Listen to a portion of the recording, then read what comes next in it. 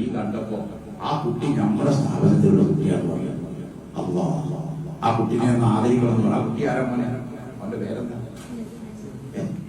ഓനാ മാഷാ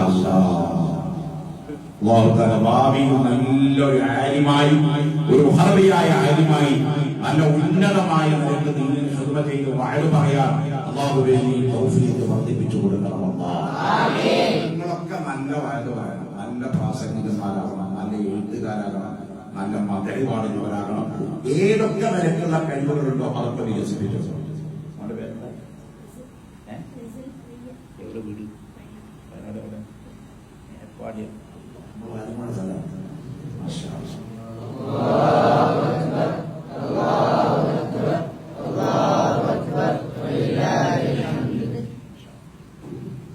ഹത്താനിബിന്റെ സ്ഥാപനത്തിൽ അള്ളാഹുവിന്റെ റസൂൽ അനുഗ്രഹിച്ച പോലെ അനുഗ്രഹിക്കുക.